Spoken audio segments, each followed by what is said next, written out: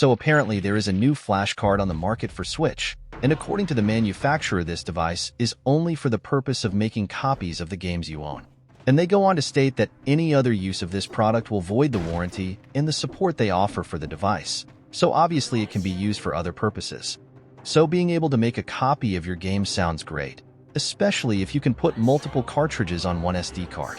And apparently these are clean copies that you can even go online with and not worry about getting banned from Nintendo. Now that right there already raises one concern for me. Let's say that you own this and you copy a game, and it works just as good as the one you bought. So you decide to go and sell the original. Now somebody else buys that game, goes home and happens to hop online at the same time that you were playing online with the copy. Yeah, interesting. Anyway, let's hop on over to the website and see what the fuss is all about. Okay, so as soon as you open the website, you are confronted with this big dialog box that reads as follows. It says that this is a third-party backup and development device for the Nintendo Switch and that it's not endorsed nor licensed by Nintendo of Japan. Before ordering or using it, you must carefully document yourself about the legality of creating backups of your own game cartridges in your country and jurisdiction, and that backing up your own legally owned games is surprisingly not permitted in every country and can constitute a serious offense in some. And then they say they do not approve the use of its device with ROMs of games that you do not own, downloaded from the internet or owned by a friend or any outside source. Beside the fact that it is illegal, it will void our warranty and support. Well, there you have it. It works with ROMs, but they don't condone it, and if you do it, the warranty is void. Then there is this little box here you have to click to enter the site that states that you have read, understood, and agreed to these statements. Okay, on to the home page.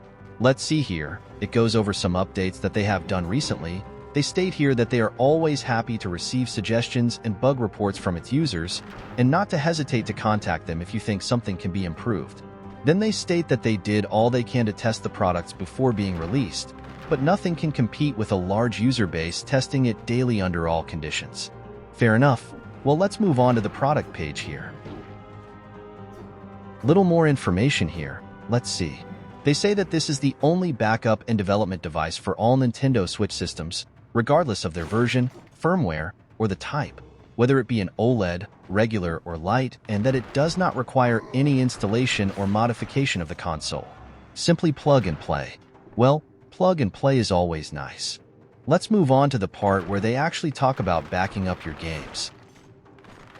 Seems easy enough if you also buy the dumper they sell, although it's not required, but the steps to do it without the dumper seem a bit more complicated and require you to have a hacked Switch. With the dumper, all you have to do is insert the game card into the dumper slot, plug in the dumper to your PC with a USB cable. The storage device will appear with a folder named XXXCI. Copy the XXXCI folder to create the game backup and you're done. The other option is to use the NX dump tool, which would require you to have an already hacked system running homebrew, which I would think kind of defeats the purpose of this thing. Alright, let's check out the downloads and instructions portion of this. They have several different versions of firmware listed here. I would assume you would just want the newest version. To update the card, it says to place the update.s2 file onto the root folder of the microSD card, reinsert the microSD card, and put it back in your system or dumper. The LED light will flash blue for a short moment. When updating is finished, the LED light will stop flashing and remain blue. Eject it, and it will function normally again. Easy enough. Now to set it up, it says to prepare your microSD by formatting it to the exFAT file system. Place XCI game files in the root of the microSD file system. Ensure the game files follow the naming scheme with XXX.xci, XXX initial data.bin, XXX certificate.bin, XXX card ID set.bin, XXX card UID.bin. Optionally, you can create XXXCI folder and place the relevant game files in there.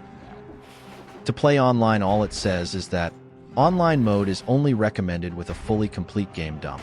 If a valid certificate, card ID set, or card UID is missing, online mode is not recommended as it can lead to ban. To launch a game, it says to select the game to launch by ejecting and reinserting the game card. Upon launching game, same game will appear every reinsert. To unlock, Eject the game card when the LED light turns green. That seems vague, but okay. Let's see if there is anything interesting in the FAQ. Is the dumper included? Nope, it is sold separate. How big a microSD does it support?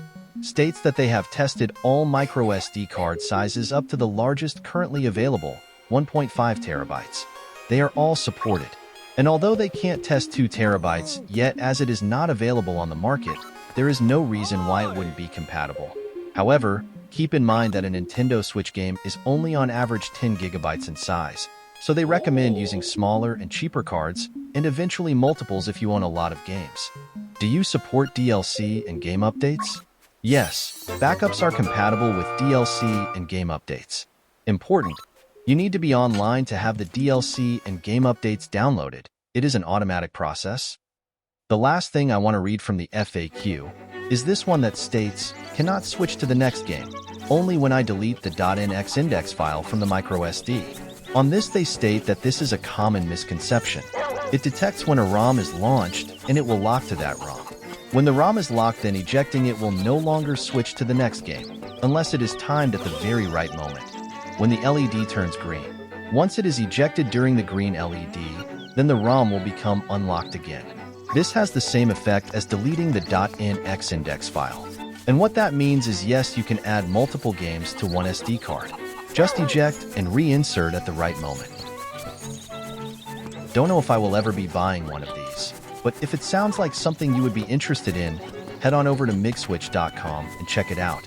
Don't forget to subscribe before you run off backing up all of your games.